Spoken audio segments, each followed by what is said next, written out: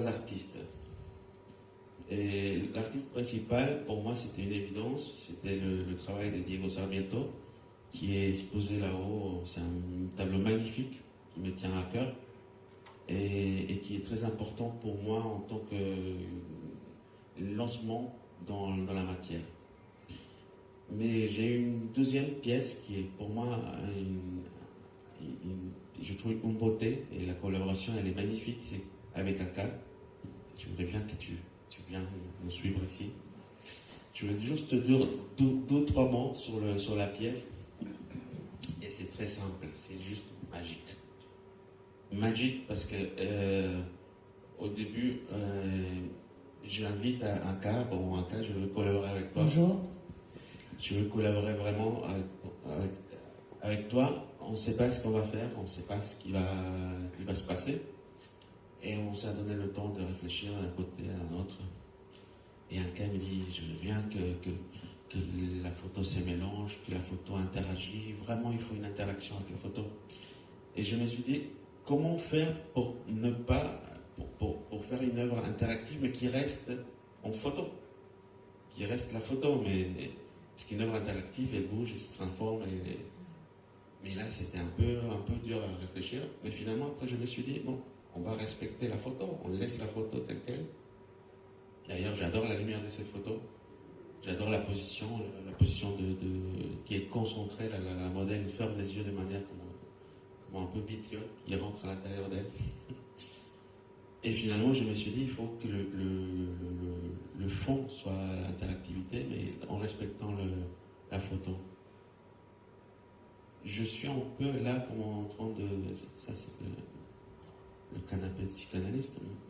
Tu penses quoi à cette collaboration? Déjà, merci de m'avoir invité dans cette exposition magnifique. Je suis fan de ton travail depuis le premier jour que je l'ai vu. Et en fait, je ne savais pas que la photographie, ça a été ton premier amour avec l'art. Et je viens de l'apprendre à l'instant. On n'en a jamais changé, mais là-dessus... Pour moi, c'était quand je vois une photo et je vois une photographe, j'ai une admiration déjà. D'autant plus que je trouve plus de sens à ce qu'on a travaillé là-dessus. Si je devrais me plonger un peu dans la matière même de la photo, dans la pellicule, donc dans la photo analogique, parce que je pars un peu de là, moi je me suis vue un peu comme un fixateur. Donc je fixe l'image, j'enlève tous les résidus, je la laisse pure. Et toi, tu viens la révéler. En fait, tu deviens le révélateur de l'œuvre. C'est comme on faisait à l'époque dans la chambre noire avec les halogénures d'argent qui transformaient c'est la magie de la chambre noire. Donc c'est un peu tout ça qui se mélange quand on découvre ce travail que tu as fait par-dessus une image fixe, que je trouve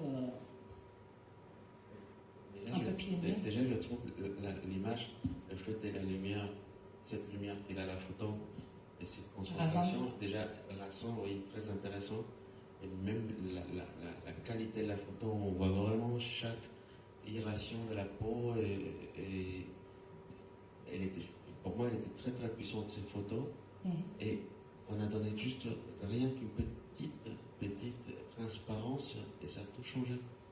Oui, mais ça c'était un peu ton idée. On dirait comme si on était en train de jouer avec le négatif de la photo, ou le positif dans ces cas-là. Et je trouve qu'on a trouvé une voie magnifique. Je ne crois pas que ce soit la première pièce qu'on va faire ensemble. Je crois qu'on a une série devant nous pour faire. Mais qu'est-ce que tu sens quand tu arrives à interagir? Parce qu'on passe de la image fixe à quelque chose qui vraiment évolue. Alors, pour toi, ça te fait quoi? Ça me fait waouh. C'est vraiment le mot. Je la sens toujours différente, cette image fixe qui est à la base une image classique. Toi, tu vois, bien sûr que c'est des années de travail pour arriver à faire quelque chose d'aussi simple. Mais en soi, c'est toi qui lui apportes peut-être la magie avec l'interaction. Et en fait, je la découvre à chaque fois. Pour moi, c'est toujours une nouvelle expérience, à chaque instant, même quand elle s'arrête. Mais juste, moi j'aime beaucoup donner de voix.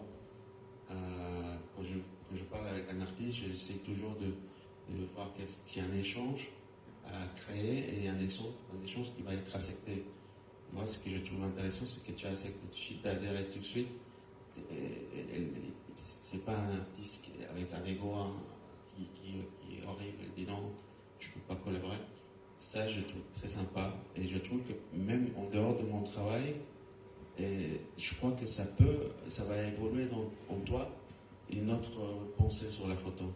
Et c'est ce qui m'intéressait dans cette collaboration. C'est ce que je dis toujours, la photo c'est super, mais ça évolue, c'était pas du tout la même chose il y a 50 ans, il y a 30 ans et même il y a 3 ans. Il y a des avancées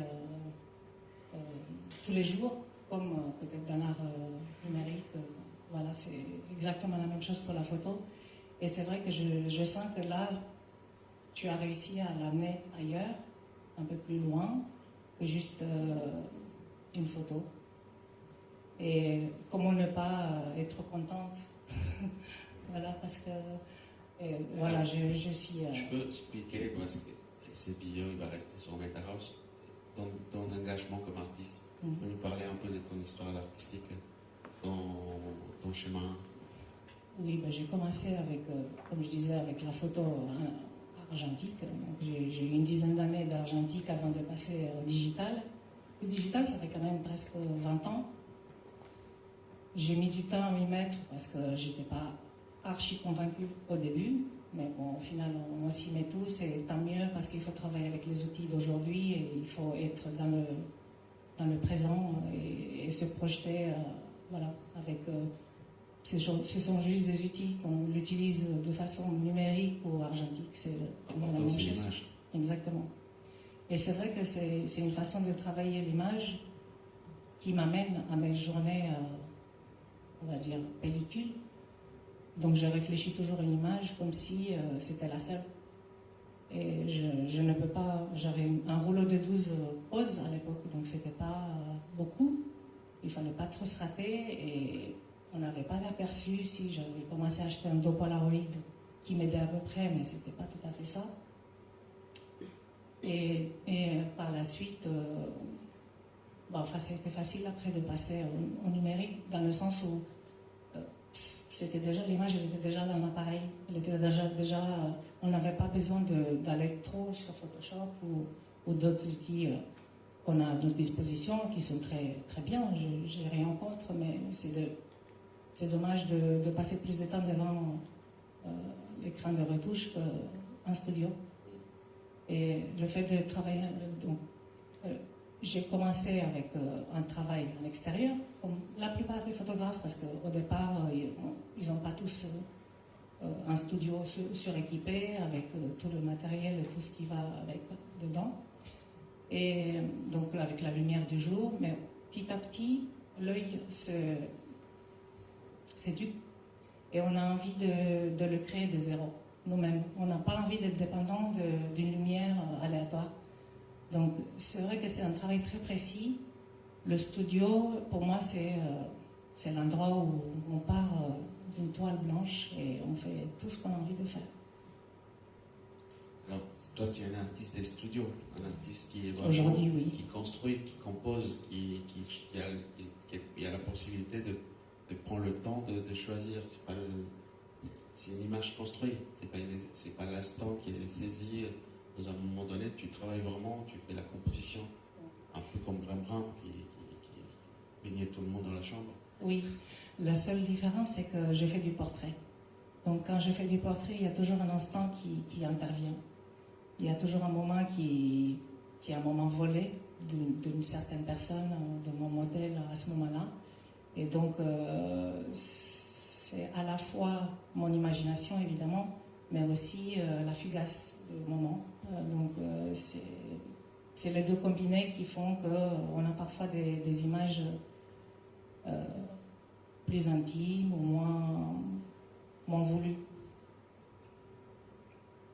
Je crois Ok, j'ai hâte de voir ton prochain projet. Je ne sais pas si je peux le citer.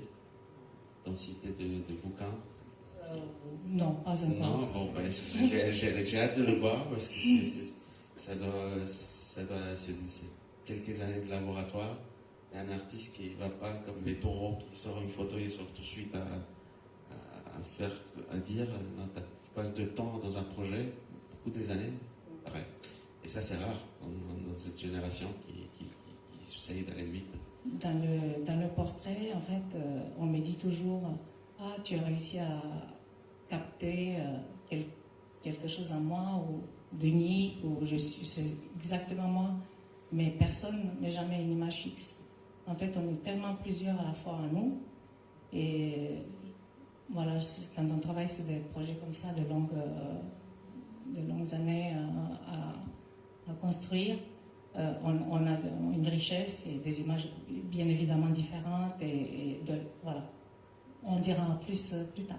Juste pour faire un clin d'œil à notre grand ami Dominique Moulon, la photo qu'il a aujourd'hui dans son CV, c'est une photo d'un cas, et tout le monde est d'accord, et tout le monde adore cette photo. C'est mon Georges Clooney de l'art. Voilà.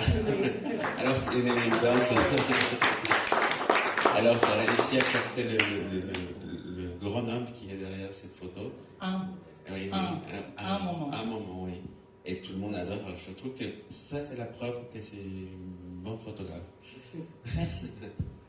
Et je remercie pour être dans cette exposition. Et c'est pas la première fois qu'on va travailler ensemble. Oui, j'en suis sûre. Merci.